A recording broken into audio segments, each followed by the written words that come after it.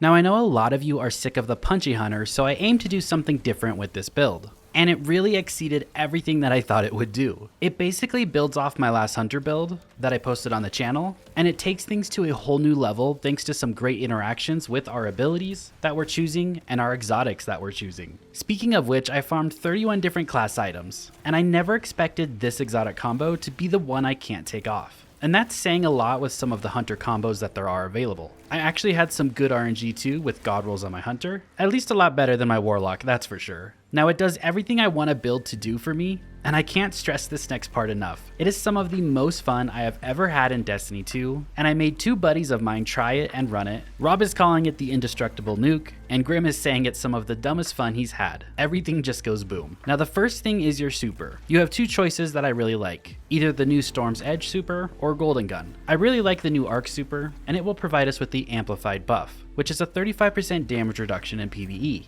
Now when we start stacking Amplified with our Infinite Woven Mail, because we have 3 different sources to proc Woven Mail from, along with Faceted Protection, we get a very high damage reduction, and that's without counting 100 Resilience, which you should be running all the time. Now of course take Gambler's Dodge, so we can dodge close to an enemy to get that melee back instantly, and as for our melee ability, we take Threaded Spike. And this melee shines within this build, and will probably leave you speechless at some points. When you throw it out, it can hit up to 5 enemies, it does great damage for a ranged melee with all the buffs that it got, and it also severs whatever it hits. This means it cuts the outgoing damage of things that survive, like these bosses in the new mission, by 40%. And when paired with a ton of damage reduction, that leads to you surviving a lot more. But the best thing is every time that Thread Spike bounces and kills enemies, it's going to set off an ignition that we're buffing up. Also, while you're in Transcendence, you have basically infinite Threaded Spikes. So when they sever and bounce off the high health targets, they will ignite everything around it, and it's just a fun gameplay loop to see. Now the kills with Sever make us invisible, and so does the kills with the ignitions as well. So another source of survivability to add to everything else. Our grenade of choice is the Grapple Grenade,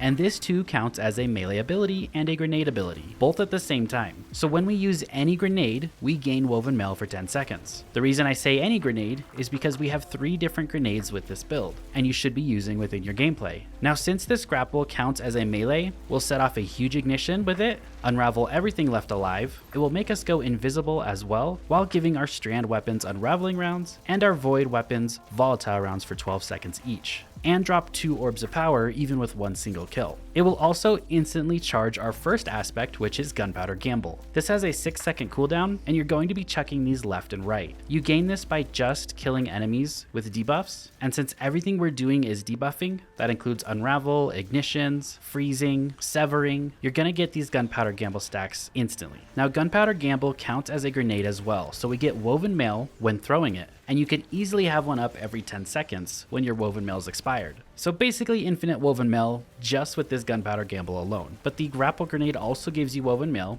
and so does our Transcendence Grenade, which is Hellfire. Every time you throw Hellfire, you're proccing Woven Mail, and you'll be chucking so many of those out while you're Transcended, as you can see in the gameplay you're watching. Of course, for your second aspect, you do take Stylish Executioner. Defeating anything with an elemental debuff grants you invisibility. Now our fragments are going to beef this up even more. We went over Facet of Bravery, where we'll gain volatile rounds and unraveling rounds for defeating enemies with our grapple melee, because it counts as both a melee and a grenade. We also take Facet of Ruin. This increases the size of our ignitions and the shatter damage when our Hailfire grenade freezes things. But the size of the ignitions is nice since you're setting off so many different ignitions. We take Facet of Hope, so when we have an elemental buff, our class ability recharges faster. We do want to keep our dodge up just in case we don't have our melee. We can dodge near enemies while we're invisible to get a new Threaded Spike and launch it out at 5 different targets. Then we take Facet of Purpose, so when we pick up that Orb of Power, since we're running the Arc Super, we're going to become Amplified. That's where we get that 35% damage reduction. You could also run Golden Gun here, or Silence and Squall, if you want to have Restoration, or Frost Armor, that's completely up to you. And then we do take Facet of Protection. While surrounded by combatants, we get another layer of resist for incoming damage. Now you do want to pair this with Void weapons and Strand weapons to take advantage of Facet of Bravery. Of course, everyone knows about the call in the primary spot, so make sure you take that.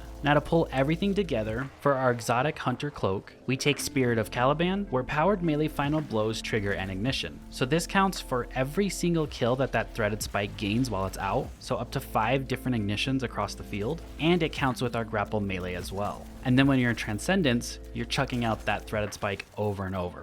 so things will die with it. And then for the second exotic perk, you take Spirit of Sturderachne. Gain Woven Mail when you use your grenade. This counts with Grapple Grenade, this counts with Gunpowder Gamble Grenade because it's coded as a grenade, and it counts with your Hellfire Spike Grenade when you're Transcendence. I didn't think this was a combo that I would choose over some others, but it is by far the best one that I've ran so far and had the most fun with. For weapons, just make sure you take Strand and Void weapons to play into Facet of Bravery. The Call's Sidearm, the Rocket Sidearm in the primary with Demolitionist is a great choice. And then for our mods on the helmet, we do take Ashes to Assets and Hands On to get extra super energy coming back. On the gauntlets, I take 2 copies of Heavy Handed and a Firepower. That means we can spawn a Orb of Power on melee kills every 5 seconds, just so when I combo my Threaded Spike into my Grapple Grenade, I'll make sure I'm making a lot of orbs. And then Firepower also makes an orb with your Grapple Grenade. Chest piece is all damage reduction. Boots is going to be Innervation, Recuperation, and Absolution. Health, Grenade Energy, and all ability energy when we pick up those Orbs of Power.